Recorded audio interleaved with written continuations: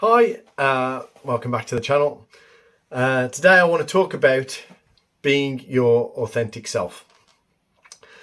And yes, people often say I'm always myself and I am who I am and things like that.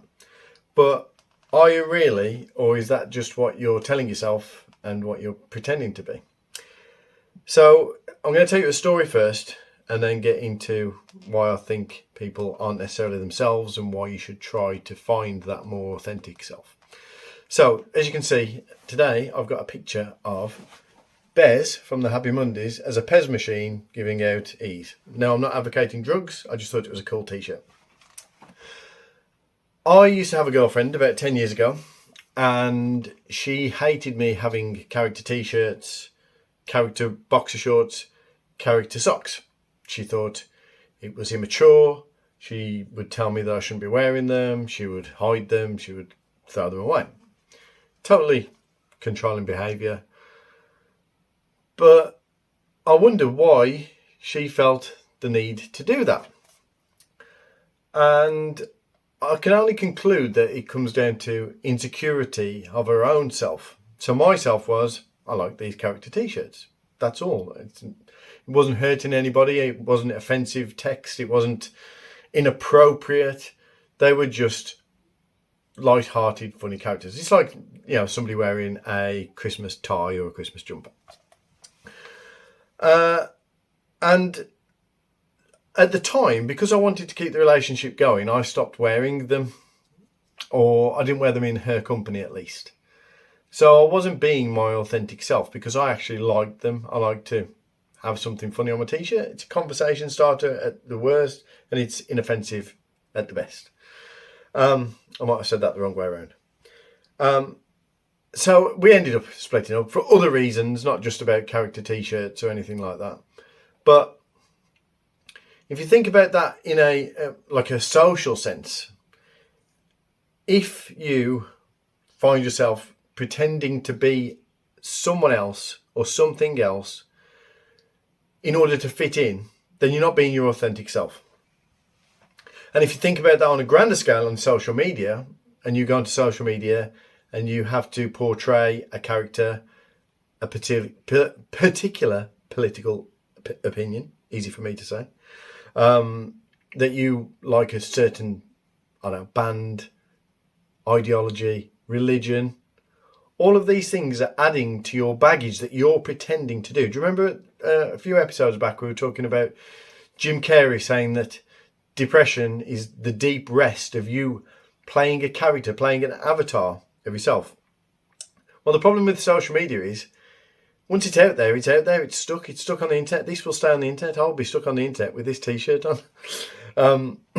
But you're following the narrative of the crowd and not being yourself. Now, before social media, I remember people being very individual, shall we say. So, and some of that wasn't good individualism. I'm not saying advocating everything that I saw, but there was a lot of people who had different styles.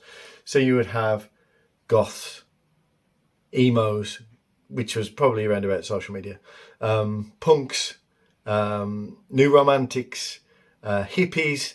All of that stuff seems to be slowly being worn away to people who are just wearing generic clothes. And that's just the clothes. So we don't know how much their individuality is actually being eroded away by this social media effect of having to look fine and having to look perfect. Obviously, I've got a brown cardigan on and a Bez t-shirt, so I'm past that point in time. So today, what I want you to do is have a think about who you are, who you really are. Think about if you are pretending to be something or someone else in order to keep a relationship going, in order to keep a job, in order to keep something. So, and think about, is the thing that you're keeping worth the loss of yourself? Because underneath these clothes, we're all exactly the same. Yeah, we might be darker or lighter skin toned, but we're all exactly the same. And we shouldn't have to pretend to be someone else, to have someone like us, to have someone allow us in their group or gang, to not ridicule us. You should be able to be who you want to be when you want to be it. Now, I'm not saying go against social norms. I've said this before. You need to wash, you need to wear clothes, but you don't have to fit a narrative that someone else dictates. As in, you don't have to, just be wearing black or plain clothes. You don't have to just, get a hoodie on, put your hood up, and then not be your individual self, not be seen. People don't want to be seen because of CCTV. People don't want to be seen because of facial recognition. But you're here. We are here. We're alive. We are individuals, human beings, in a place at this moment in time, and we're not being ourselves. So, who are you? Meditate on this. Who are you? What do you like? What do you not like? What are you pretending to like? What are you pretending to do? I want you to really remember that you've only got one chance at this. And on your deathbed, if you've been pretending all that time, are you going to regret it? Because I think I would. If I'd have stayed with that person and not got to wear this Bez t-shirt on the internet, and not wore my Pac-Man pants or my Heinz ketchup socks, I don't know. I've got some random shit.